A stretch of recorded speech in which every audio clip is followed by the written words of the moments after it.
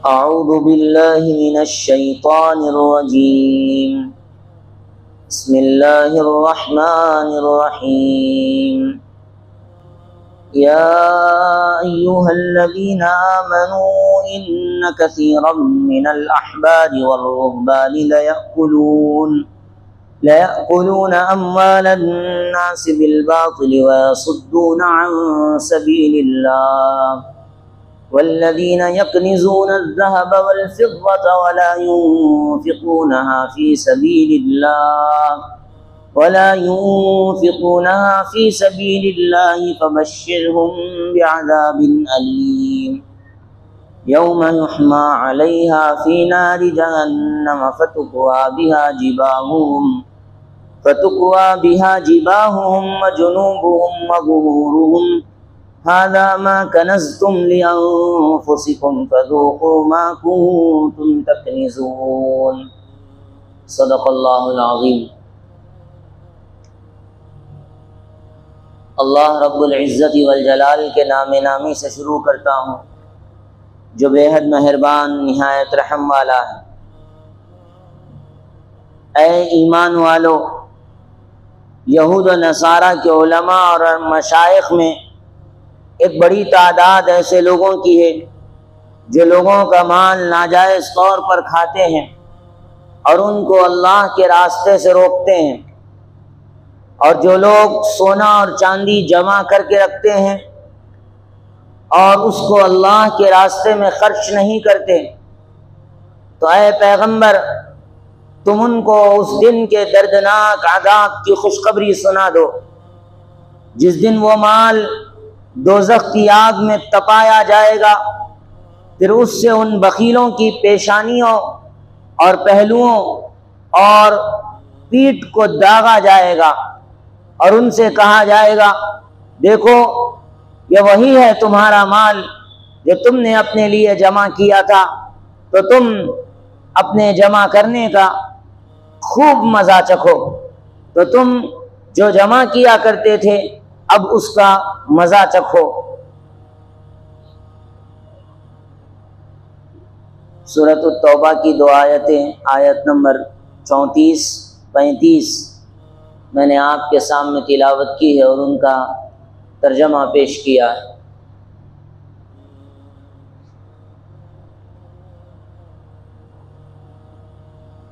आदमी के ज़ाहिर को मुनव्वर करने वाली दो चीज़ें, नमाज और रोज़े से हम फारिग होने के बाद आज तीसरे दिन ज़कात पर गुफ्तगू कर रहे हैं। ज़कात अरकान इस्लाम में चौथा अहम फरीज़ा है और अहम रुकन है। ज़कात दरअसल सफाई को कहते हैं। ज़कात तत्हीरुल माल, अरबी में ज़कात की ताबीर इस्तेमाल की जाती है तत्हीरुल माल के ज़रिए से, यानी माल की सफाई, माल की पाकीज़गी। इसी वजह से बाज़ उलमा बयान करते हैं कि ज़कात माल का मैल है, ज़कात माल का मैल है। और इसी को बाज़े लोग इस तरह ताबीर करते हैं कि ज़कात दीमक के मानिंद है और एक मैल है जो आदमी के माल को लगा हुआ होता है। अगर आदमी उसको अलग कर देता है, उसको जुदा कर देता है अपने माल से, तो वो माल महफूज हो जाता है। लेकिन जो आदमी उसको अलग नहीं करता और उसको जुदा नहीं करता, तो फिर वो दीमक उसके सारे माल को खा जाती है और ज़कात अदा न करने वाला उसके अपने सारे माल का नुकसान कर बैठता है। ज़कात अल्लाह रब्बुल इज़्ज़त की जानिब से एक अहम फरीज़ा अहले ईमान और अहले इस्लाम पर नाफिज किया गया। उसकी इल्लत और हिकमत क्या है? तो अल्लाह के रसूल सल्लल्लाहु अलैहि वसल्लम की ज़बानी फरमाया गया कि ज़कात अमीरों से लो और गरीबों में तकसीम करो। अमीरों से लो और गरीबों में तकसीम करो। तो ज़कात की मसलहत और इल्लत ये है कि इससे गुरबा का फ़ायदा हो, इससे गरीब, मजबूर और ऐसा शख्स जो जिसके पास माल नहीं है ज़कात लेकर अपना गुजारा कर सके, इसके लिए शरीयत ने ज़कात का निज़ाम नाफिज किया। इसके अलावा इमामुल हिंद हज़रत शाह वलीउल्लाह मुहद्दिस दहलवी रहमतुल्लाह अलैह ने ज़कात की एक और इल्लत हुज्जतुल्लाहिल बालिग़ा में ज़िक्र फरमाई है, वो ये कि ज़कात जो आदमी निकालता है अल्लाह ताला उसके दिल में से माल की मोहब्बत ख़त्म फरमाते हैं। माल की मोहब्बत इंसान के लिए तबाह कुन है, एक ऐसी चीज़ है जिससे आदमी अल्लाह की नज़र में मबगूज़ हो जाता है। माल एक ऐसी चीज़ है, माल ज़रूरत की चीज़ है, माल हो, माल का होना कोई बुरी बात नहीं है, लेकिन उस माल की मोहब्बत का होना बुरी बात है। हज़रत अल्लामा रूमी रहमतुल्लाह अलैह इसको एक मिसाल से मसनवी मौलाए रूम में समझाया करते थे कि कश्ती के लिए पानी बेइंतहा ज़रूरी है, बल्कि जितना पानी होगा उतने ही अच्छे अंदाज में कश्ती पानी पे तैरती हुई चली जाएगी। लेकिन अगर उसी कश्ती में थोड़ा सा सुराख हो जाए तो फिर वो सुराख उस पूरी कश्ती के लिए तबाह कुन है, उस पूरी कश्ती के लिए तबाह कर देने वाला। बिल्कुल माल एक पानी के मानिन है और इंसानी जिंदगी एक कश्ती के मानिन है। माल हो, जितना समंदर में जितना पानी है उतना माल हो, कोई बात नहीं है, लेकिन आदमी के दिल में माल की मोहब्बत नहीं होनी चाहिए। वो माल की मोहब्बत कश्ती में सुराख करने के मानिन है। जब माल की मोहब्बत दिल में आ जाएगी तो ये आदमी को ले डूबेगी। ज़रूरत की चीज़ है लेकिन इससे मोहब्बत नहीं करना चाहिए। इसीलिए अल्लाह ने ज़कात का निज़ाम लाया और ये बताया कि देखो राह खुदा में अपना माल खर्च करो और मुझे इस बात का सबूत पेश करो कि मुझे माल से मोहब्बत नहीं है, इसलिए मैं राह खुदा में अपना 2.5% निकाल रहा हूँ और अब राह खुदा में अपना 2.5% हिस्सा ज़कात में अदा कर रहा हूँ। कुरान मजीद में जगह जगह पे अल्लाह ने ज़कात का तज़किरा फरमाया है, आयात जिसको शुमार नहीं किया। अक़ीमुस्सलात व आतुज़्ज़का वल्लज़ीना हुम लिज़्ज़काति फ़ाइलून। और कुरान मजीद में जगह जगह पर अल्लाह ने मोमिनीन की सिफात के साथ ज़कात का तज़किरा फरमाया है, जगह जगह पे तज़किरा फरमाया है, इससे इनकार नहीं किया जा सकता। और अल्लाह के रसूल सल्लल्लाहु अलैहि वसल्लम ने बहुत सारी अहादीस में ज़कात के सिलसिले में अपनी उम्मत को तरगीब दी है। ज़ेर नज़र आयत करीमा जो अभी मैंने आपके सामने तिलावत की है, उसमें अल्लाह ताला ने ज़कात न अदा करने वालों के सिलसिले में एक ख़ास हुक्म नाजिल फरमाया और अल्लाह के रसूल सल्लल्लाहु अलैहि वसल्लम से कहलवाया, देखो वो लोग जो सोना और चांदी जमा करके रखते हैं, यकनीज़ून अज़्ज़हब वल फ़िज़्ज़ा, जो सोना जमा करते हैं, चांदी जमा करते हैं, वला युनफ़िक़ूनहा फ़ी सबीलिल्लाह, और अल्लाह की राह में उसको खर्च नहीं करते, यानी जब उसको खर्च करने की बारी आती है खर्च नहीं करते। तो ऐसे लोगों को अल्लाह ताला इरशाद फरमा रहे, ऐसे लोगों को ए नबी आप उनको एक दर्दनाक अजाब की खुशखबरी दे दीजिए। फबश्शिरहुम बिअज़ाबिन अलीम, कैसा अजाब होगा? यौम युहमा अलैहा फी नारि जहन्नम, जिस दिन उस माल को जिसको हम जमा करके रखते थे, सोने को, चांदी को और पैसे को जो जमा करके रखते थे, आग में तपाया जाएगा और उसको अच्छी तरह शीख में या ऐसे लोहे में उसको गर्म करके और आदमी की पीठ को, आदमी की पेशानी को और आदमी के पहलुओं को दागा जाएगा और अल्लाह कहेंगे यही है वो तुम्हारा माल जिससे तुम मोहब्बत करते थे। हाज़ा मा कनज़्तुम लिअन्फुसिकुम, यही है जिसको तुमने अपने लिए जमा कर रखा था। फ़ज़ूक़ू मा कुन्तुम तकनीज़ून, तो अब जमा करने का मजा चखो, अब चखो मजा। ये अल्लाह का हुक्म है। अल्लाह ने माल दिया है, अल्लाह की राह में माल खर्च करने में क्यों हमको दिक्कत पेश आती है, हम क्यों राह खुदा में अपना माल खर्च नहीं करते, तो फिर अल्लाह ताला उसके बदले में सख्त अज़ाब से दो चार करेगा। ये तो कुरान मजीद की एक आयत करीमा मैंने आपके सामने पढ़ के सुनाई। कईयों वईदें हैं जो अल्लाह के रसूल सल्लल्लाहु अलैहि वसल्लम ने इरशाद फरमाई, और इसके कई फवाइल हैं ज़कात अदा करने के, जिसको अल्लाह के रसूल सल्लल्लाहु अलैहि वसल्लम ने खुले अल्फाज में खोल के बताया है। आज उम्मत का एक बड़ा तबका ज़कात की अदायगी में कोताही का शिकार है। ज़कात कोई टैक्स नहीं है, ज़कात कोई जुर्माना नहीं है, ज़कात हुकूमत को दिया जाने वाला कोई टैक्स नहीं है, बल्कि ज़कात अल्लाह का निज़ाम है, अल्लाह का बंदों के लिए निज़ाम इबादत है। ज़कात एक इबादत है और इबादत के तौर पे उसे कबूल करना चाहिए और उसके ज़रिए से सवाब की उम्मीद रखना चाहिए। रमज़ानुल मुबारक में बहुत से हज़रात अपने मालों की ज़कात निकालते हैं, तो इस बार कोशिश करें कि अपनी माल की ज़कात हम सही जांच कर मुकम्मल माल का हिसाब करके ज़कात अदा करें। ज़कात अंदाजे पे नहीं निकाली जाती। ज़कात सिर्फ ये सोच के कि भाई मेरे पास इतना पैसा है, इतना माल होगा, ये इतना मेरे पास पैसा होगा, ये सोच के ज़कात नहीं निकाली जाती। एक एक रुपये का हिसाब कीजिए, रत्ती रत्ती का हिसाब कीजिए और हिसाब करके अपनी ज़कात को अदा कीजिए। याद रखिए ये एक अहम फरीज़ा है, एक अहम फरीज़ा है।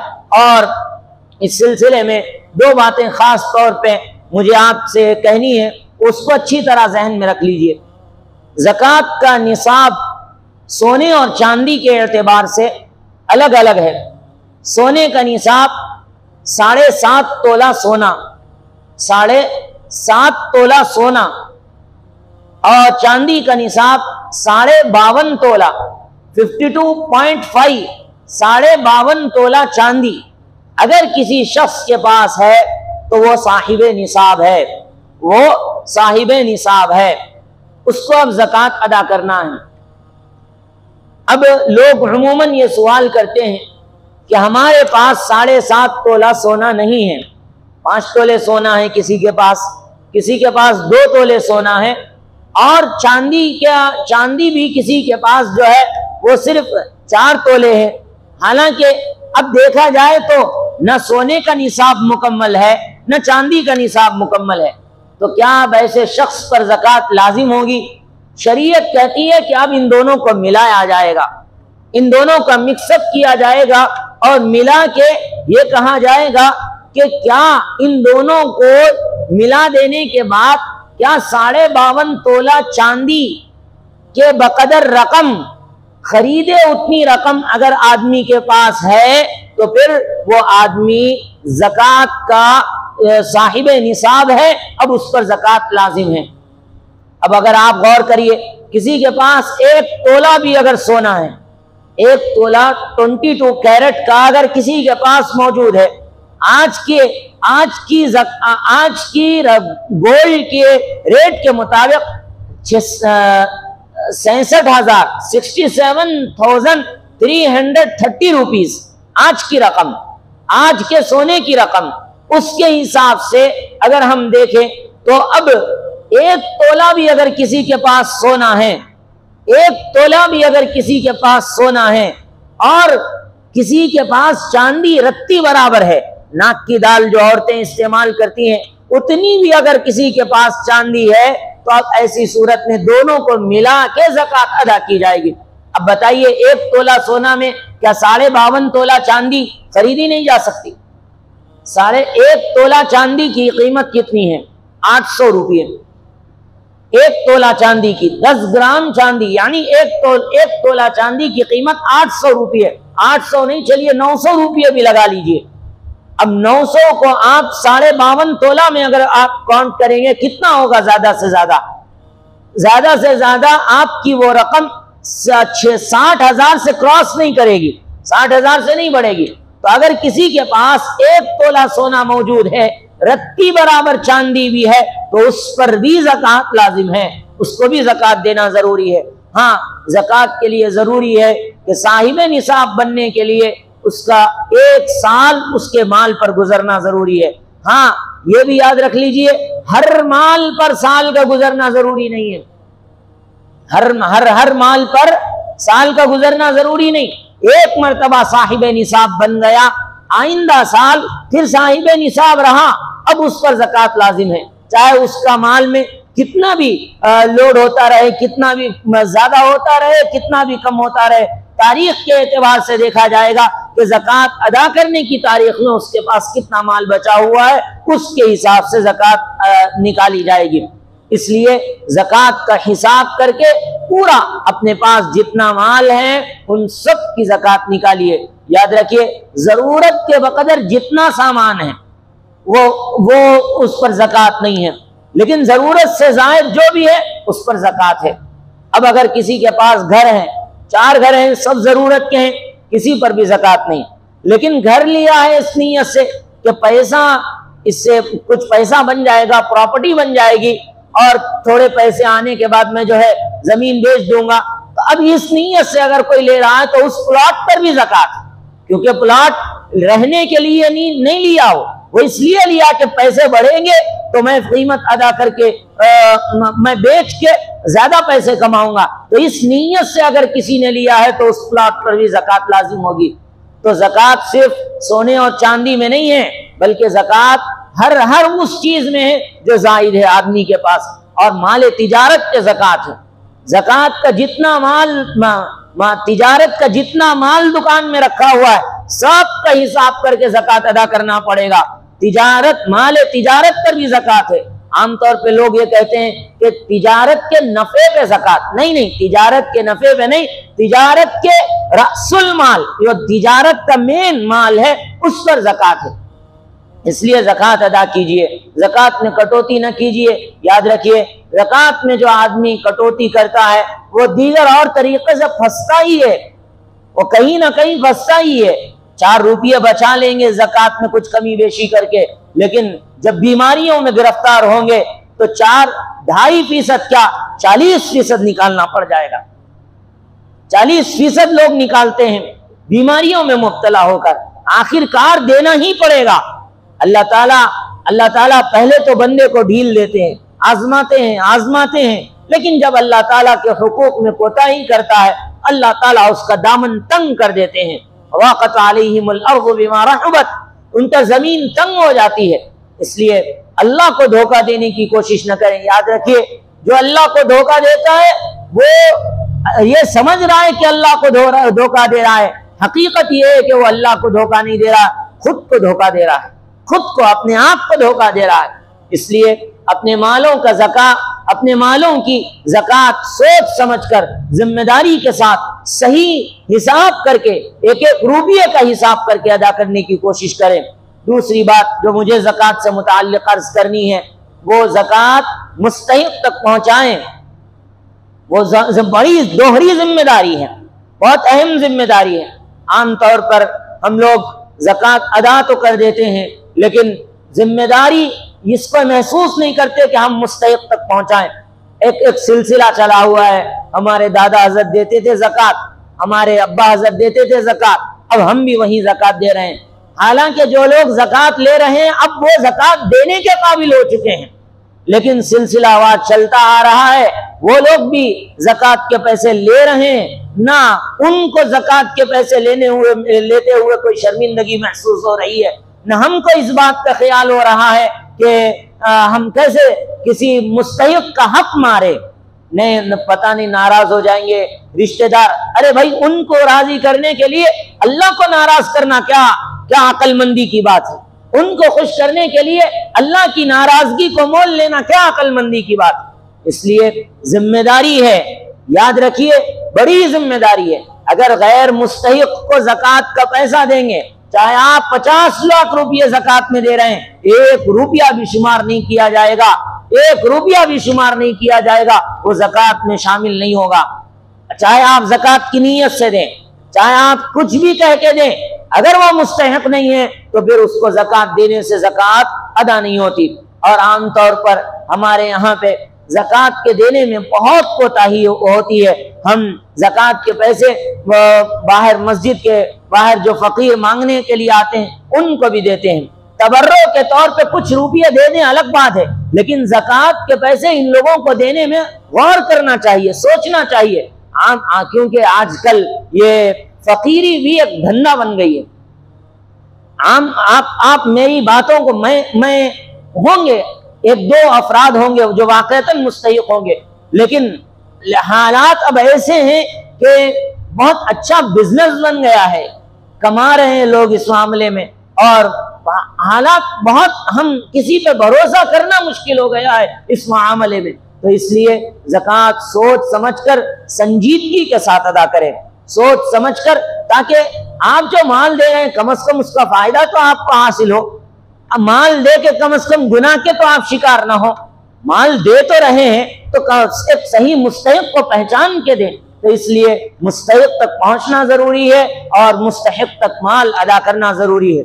और इसके लिए मैं उमूमन कहा करता हूँ, मेरी नज़र में सबसे बेहतरीन मसरफ मदारिस हैं, मदारिस इस्लामिया। इनको उसमें पढ़ने वाले गरीब तलबा किराम जिनके वालिदैन इस दुनिया से गुजर गए, या जो वालिदैन वो उनके पास पैसा नहीं है, गाँव वगैरह से आके पढ़ते हैं, उन लोगों के लिए मदारिस में ज़कात ली जाती है, उन बच्चों के लिए ली जाती है। तो ये मसरफ मुझे सबसे सही नज़र आता है, और इसकी बहुत सारी वजूहात इल्लतें मैं आपके सामने दलाइल की रोशनी में पेश भी कर सकता हूँ, लेकिन अभी वक्त कम है। किसी और मौके पे इंशाअल्लाह जब ज़कात के मुताल्लिक़ गुफ्तगू होगी और आपके सामने बात इंशाअल्लाह अल्लाह चाहे तो वाज़ेह होगी। अभी इतनी बात जहन में रख लीजिए कि ज़कात एक अहम फरीज़ा है, उसको अदा करना है। अगर अदा नहीं करेंगे अल्लाह की पकड़ होगी। एक एक रुपये का हिसाब करके ज़कात अदा करना है। ज़कात में कोई कटौती नहीं करनी, कोई समझौता नहीं करना, और उसके साथ साथ ज़कात मुस्तहिक़ को अदा करना ज़रूरी है, मुस्तहिक़ तक पहुँच के अदा करना ज़रूरी है। अल्लाह ताला हम सबको अमल सालेह की तौफ़ीक़ नसीब फरमाए। अल्लाह पाक हमें अपने मालों की ज़कात अदा करने की तौफ़ीक़ नसीब फरमाए, और मुस्तहिक़ तक अपने मालों की ज़कात को पहुँचाने की अल्लाह पाक हम सबको तौफ़ीक़ अता फरमाए। आमीन या रब्बल आलमीन। व सल्लल्लाहु तआला अला सय्यिदिल अंबिया वल मुरसलीन मुहम्मद व आलिहि व सहबिहि अजमईन। सुब्हान रब्बिका रब्बिल इज़्ज़ति अम्मा यसिफून व सलामुन अलल मुरसलीन वल्हम्दुलिल्लाहि रब्बिल आलमीन।